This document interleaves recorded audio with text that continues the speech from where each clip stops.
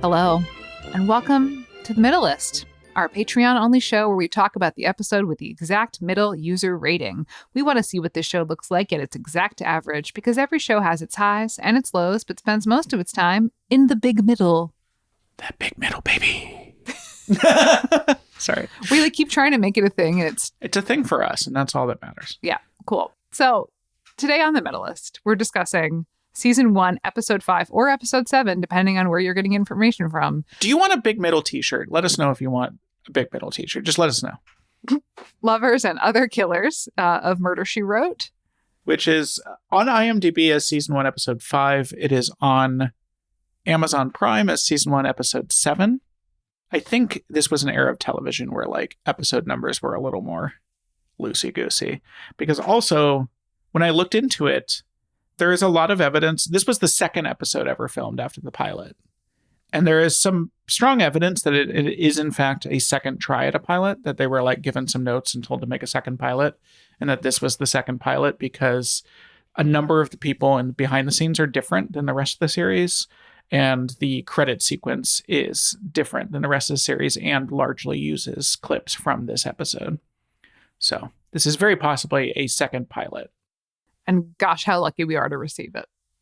Why don't you tell us about Lovers and Other Killers? I'm going to tell you about Lovers and Other Killers. So this is Jessica Fletcher is brought to Seattle by a friend of hers who's a dean of, I think, the fictional Sequoia College in Seattle. And she's drawn there to do some lectures, but while she's there, she's drawn into a serious case.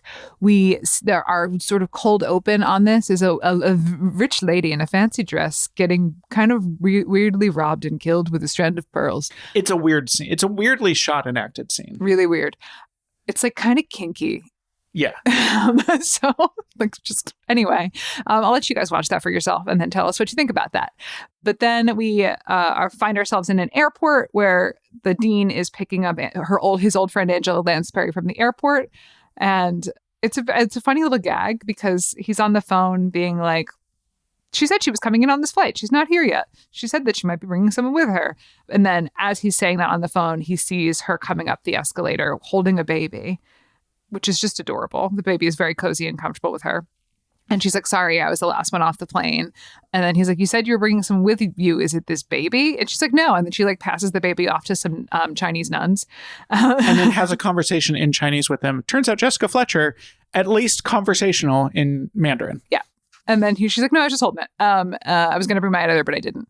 And so they go to the university. She meets the dean's secretary and is like, ooh, the dean. Hey, the secretary's hot for you. But she's like, I need a secretary of my own to keep up with my work. And the secretary in the office is like, I'll do it. And she's like, no, I need someone more full time. And she's like, okay, I'll send this. I'll, post it for the grad students. I'm sure you'll get a lot of takers. As soon as she gets to her hotel, she gets in her robe, obviously. It's late night. She's in her 60s, so she has her robe on. And this hot young dude appears and is like, hi, I'm David. I want to be your secretary. And she's like, I don't really want to hire a dude. I'd be more comfortable with an older woman. And he's like, you can't say that. Watch me do my secretarial skills. And he does some very impressive typing, some very impressive dictation. Yeah, he almost does little magic tricks where he carries on a full conversation with her while perfectly transcribing a magazine article. And so she hires him, but it turns out that he is wanted for maybe the murder of the fancy rich old lady from the beginning. Who, a thing we should note is she had pictures with him in her house. We saw there was clearly a little bit of a sugar baby situation with him and that old woman. So there is some clear connection there. Yes. Because representation for male bimbos. So himbos are people too. So we go to one of the lectures and she does an incredible lecture. The room is stuffed with students. There are professors there just to see her. She's fucking acting out a story. She's acting out a story that she has a gun for. She shoots the gun and it says bang. It has a little cartoon flag with a bang. Which is the one that you'll see in the... Well, I'm not sure that's in the rest of the intros. Again, It was on the... okay. It was at least in the... Yeah, it was. Okay. Because apparently this opening credit sequence is different than all of the other ones because it was a second pilot. Yeah. So she notices something afterwards. A professor comes up to her and is like, my wife and I are huge fans of yours. And then he this like hot blonde in the back of the room like waves to him, and he sees her, and he kind of makes a weird face. And then he's like, gotta go. And he goes out and leaves with the hot blonde. And then so Angela Lansbury says to the dean, being like, hey, he left with that hot blonde. Is that his wife? And the dean's like, oh, no, dude. Not his wife. And then so we like her secretary shows up at her hotel room unannounced, but she's like already there when she gets back. Yeah, he like repeatedly keeps letting himself in and kind of lurking suspiciously. And she's like, don't fucking do that again. And spoiler alert, he does. So he's questioned by the police about whether he did it. He's questioned for 2 hours. Angela Lansbury is trying to find out more information. She still sort of doesn't know whether he did it or didn't do it, but she's trying to suss it out. He's also very clearly angling for a sugar baby situation. He asks her out on essentially a date. They go to like a nice French restaurant. He's very much like trying to seduce her. And then she gets a call from the bimbo, who apparently has like a husband who's abusive towards her, but they're separated. Just some more plot to toss in there. Does not end up mattering at all in my memory. Except for that scene where she goes and hangs and questions the husband, which we'll get to. So the bimbo calls Angela Lansbury and is like, I can prove that David's innocent. David is the secretary. I can prove that he's innocent. And she's like, okay. This is bimbo himbo solidarity happening here. So Angela Lansbury is like, cool, just come to my hotel and we can talk about it. And she's like, no, meet me at this abandoned factory by the water. And I was like, Jessica Fletcher, don't at 10 fucking p.m. 10 p.m. Don't fucking do that. Also, the cab driver just lets her off. If you're a cab driver and a like older woman is like, let me off at this abandoned factory. He does wait. Okay. But still, I'd be like, so she goes into the abandoned factory, which we talked in the main episode about how beautiful the sets are. In this situation, that is not the case. In this situation, it is just like hundreds of the exact same brown cardboard box. So Angela Lansbury, Jessica Fletcher, walks in. She sees the bimbo comes towards her through the boxes and then like collapses. And you can see that she has like a spinal injury, like she was stabbed maybe, and then she is dead. They also do. So there's this thing that video games do when they just want to make it clear that you're not allowed to go back that way, is they'll just like have the thing collapse and then it's like, oh, I guess I'm not supposed to turn around and go back that way. The woman walks from where she was murdered and like dies, and like the boxes collapse behind her in this very like, and you can't go chase the guy, unfortunately, because that collapsed. So so she said that, so then that this woman is dead, and that's a problem. Obviously, it's another person. David Tolliver is able to convince the cops that he didn't do it. But then it's like, but then who killed this lady? And the cops' theory is that he had the woman say that she had an alibi and then killed her so that people would think he had an alibi that no one knows now, to clear him of the first murder. Yes. Jessica Fletcher goes to interview the bimbo's husband, who is he tried to be an Olympic swimmer. And is that like a hotel pool training, I guess? This is, I guess, the location that they had. It's like a hotel pool that he's trying to do laps in, but it's like also a gym. So there's this like it's also not a lap pool. It's like very not designed like for laps. Great mid-80s exercise equipment just sort of scattered around. There's like something that you're like, is that a treadmill? I'm like, yes, that's a treadmill. There's also just in the background, there's just a dude in like a speedo on a bike wearing no snowshoes or socks. Who looks a lot like, it looks like Polly Walnuts from Sopranos is back there, just speedo, no shoes, riding a bike. And the husband gets out of the pool and gets on the treadmill soaking wet and just starts like it's some bizarre location shit that they are eventually able to overcome in future episodes. But that, just thought I would mention that. So she gets a phone call late at night from the professor who was hanging out with the bimbo. The younger, not her friend. Being like, I know what's up. Come meet me at my office at 10 o'clock at night, 9 o'clock at night. She, of course, shows up again. She shows up, and as she is walking up the stairs to go meet the professor, someone pushes her down the flight of stairs. And my gosh, the stunt work. So, a thing I learned. Angela Lansbury fucking did her own stunts for this episode. You can't fucking throw a 65-year-old woman down a flight of stairs. You cannot do that. She hurt her back quite badly, and this was the last time she ever did her own stunts. I guess, again, because it was like a second try at a pilot, they may have had very limited budget. Apparently, there's also just like way less actors in this one. You can absolutely shoot someone falling down the stairs without actually showing someone fall down the stairs. No, they straight up, for real, threw this Angela fucking Lansbury woman down the stairs. She hit every step. It was like boom, boom, boom, boom, boom, boom, boom, boom for 15 steps. Yeah, if anyone has seen John Wick 4 at the ending of that, they do that, but with Angela Lansbury having to do it. You can't do that. You cannot throw a 65-year-old woman down. You can have her, you can movie magic it. You cannot. And they did. Okay. All right. So that happened. Ultimately, we find out that the dean is having an affair with the bimbo. Yes. And also the professor was having an affair with the bimbo. Everyone is, well, she is a bimbo. Yeah. Also the himbo, the wanted himbo, he was the one who got the call from the professor and is like relayed the message. So there's like some suspicion that maybe he made up the message and got her there. But the key is he's like, the person who called sounded like this professor. And Jessica Fletcher is like, oh, that's interesting that you would say person, not like the man who called sounded like it. But he's the like, woman was a doctor. It was very much of that situation. He was like very clear. He was realizing, oh, it's because it sounded like a woman. And we put it together that it is the dean's insane secretary. Who's in love with him. Who was in love with him and she killed the bimbo because she was dating him. And the rich old lady was just killed by a robber. Yeah, the rich old lady was a completely unrelated thing that really was just like a random robbery. Although very kinky. Very weird and kinky in the way it was filmed. The dean's secretary does this final like villain monologue that is so overacted. It really is just like, the director was clearly just behind the camera, just continually whispering more. And then we send Jessica Fletcher back to Maine on her plane. And as she's at the airport, she runs into the himbo who's like, listen, I love you. I want to date you. I think you're hot. And she's like, no, you don't.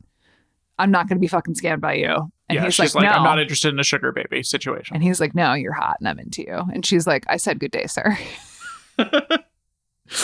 The guy who plays the dean, her friend, was so familiar to me. I had to look him up. His name is Peter Graves. He, the reason I think actually his most famous thing is he was the star of the Mission Impossible TV show.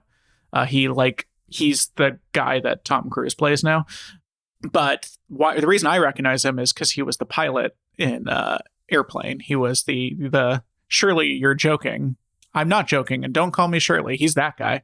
Because I was like, that guy is a comedian of some kind. I recognize him. He also was the one behind the movement to ban gas leaf blowers in LA County, which, did you know this? But leaf blowers are illegal in LA County and have been since the mid-90s. However, couldn't fool fucking me. Yeah, it is not enforced even a little bit. Professional sugar baby, a lot of location shooting, good cinema. Oh, the orchestral scoring during the warehouse scene where she like finds the murdered bimbo, I thought was really good. It was like better than a TV show usually is. I wonder, because this was a second pilot, if it was the guy who wrote the theme song was still writing it. But it's like this very like active, exciting orchestral thing happening that I'm like, even modern TV shows are just not scored with this much care and like this much like full orchestra work. The Weird Gym. I had written down stunt double did not look like her. More full me, you know? They threw an old woman down the stairs for real. You can't do that. And they never did again. Well, because they're lucky that she lived. All right. This episode was written by Peter Fisher, who co-created the show and wrote The Worst, so we already covered him there. It was directed by Alan Reisner. He got his start directing in 1952 with a show called Leave It to Larry that starred Ed Begley, who I assume is the senior to the junior. Mm-hmm. He directed steadily for the next 35 years. Like a lot of people, his last job was Murder, She Wrote. Murder, She Wrote, I think in every single case behind the scenes was the last or almost the last job. Just most of the writers and directors were older people at the very end of their careers, which is cool. It's cool that, because TV is a very young oriented medium, it's hard to get a job when you're older, especially I think on the writing side. Directing, I think it's a little easier. But they hired older writers and older directors. A lot of British people too. I think Angela Lansbury just comfortable around older British people, you know? Mm-hmm. She could chat with them about stuff. Okay, let us get to your questions, your many questions, your many comments about Jessica Fletcher, how hot she is, would you want to be her sugar baby? Things of that nature. Let's go to the future and answer those. And here we are in the future covering your questions about Murder, She Wrote. Erica doesn't have a question, but wanted to tell us about, just hasn't watched this, but is a huge Angela Lansbury fan, and mentioned the Masterpiece Theater adaptation of Little Women, in which Angela Lansbury plays Aunt March. Oh. As a standout. So we should... I can't believe I haven't seen that. Yeah. I feel like it's Maya Hawke and Catherine Newton. It's from 2018. Okay. Yeah. We should... our daughter is currently obsessed with Little Women, although she spends the entire time obsessing about when Beth is going to die. She has bookmarked... We have like a little picture book version of Little Woman, and she has bookmarked the page where Beth dies, so she knows exactly where it is. She has also memorized which chapter it is on her Yoto version and makes me come stop it a chapter before. Listen, it's fine. It's normal. Nicholas says, who from the shows you have watched would you want to see solving mysteries in a small town or big city? Oh, gosh. That's a great question. I want to go... Hold on. I want to go to... Go back to our history and see. Yeah. Let's go to...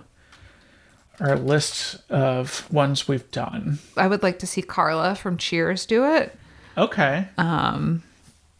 I would like to see Elaine from Seinfeld do it. Carrie Bradshaw would be really funny. A lot of the, some of these are detectives. Phoebe Buffay from Friends would be great. Mr. Ed. Obviously. Oh, God. Can we... Hold on. Trademark, copyright. Mr. Ed reboot where Mr. Ed solves crimes. Yep. All in. 100 in. Okay. That is my answer. All right.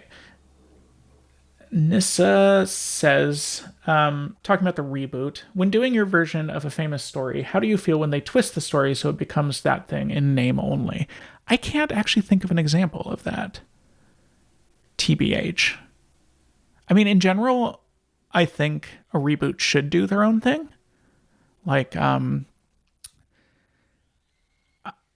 I find it kind of pointless when something matches something beat by beat, because it's like the original really already exists. So what are you doing that makes it interesting? So I like it when, if you're going to remake or reboot something, you find a new take on it. But I can't think of anything that is like only in name only. I'm sure if I thought about it long enough. Yeah. Maybe if you gave us some examples, we can cover it next time. But yeah, I would say that, like, in general, I'm for it. I mean, I'm for any new take on a thing. I think if we're going to bother spending money and the time of artists, we should be making something new. Yeah, agreed. We don't need to do the same thing over again unless we can see it through something new, right? Yeah, that was always my opinion about, there was like Ocean's 11 but women and Ghostbusters but women, and I think it's great that women were getting 2-star in blockbusters, but it felt also a little condescending to me.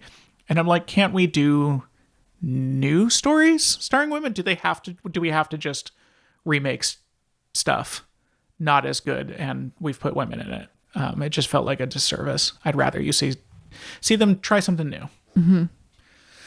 Well, thank you so much for all your questions. Let us go back to the past. And we're back. A lot of you wanted to be our sugar babe. Very surprising.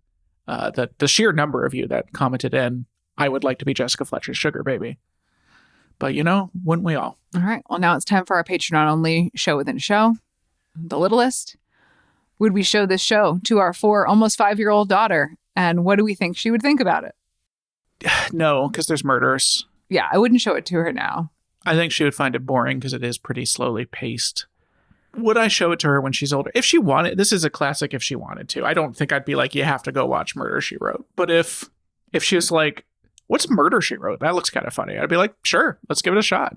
What would happen if you threw a 65-year-old woman down a flight of stairs? Yeah, let's find. What if we fucking John Wicked Angela Lansbury in her 60s? Guys, can't do that. But they did. Do you think she insisted on that? Or do you think they were like, Angela, please, we don't have the budget. You need to fall down this flight of stairs. I don't know why they did it like that. I don't know. Again, it was shot so clearly. Like, this is not, it is full on flight of stairs. We see the whole thing and we watch her fall down every single step. Like a slinky. Like, for like 15 steps.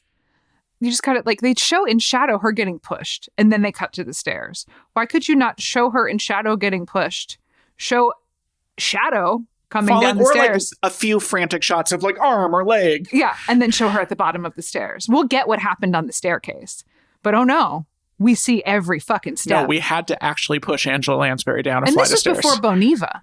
What's Boniva? It's a medication for osteoporosis. This is pre-Boniva. I wonder if she just had like a good amount of like stage fighting like experience and stuff and thought she could do it. I wouldn't attempt this. I wouldn't have attempted this in my 20s. Yeah. Well, but you don't. It's very possible Angela Lansbury had like a good amount of like tumbling and dancing. Dame Angela Lansbury has enough stage combat experience to throw herself down 15 steps? She was acting on She was on Team MAME, Joseph. She was acting since she's a teenager. She's got, I'm willing to bet she has done some stage combat and tumbling. You think she has enough physicality? She thought she did. She threw herself down a fucking flight of stairs. And who are you to second guess her? No, you know what? I think sometimes we, especially when we're trying to make something, especially when we're trying to get started, especially when we're trying to set the fucking tone, we might bite off more than we can chew. We might be like, sure, no, I think I can do that. Yeah. We might try to set the fucking tone and take a little bit more than we can. So to that, I give her credit. Okay. Well, this has been the Middlest. Thank you so much for supporting our Patreon. We love you all.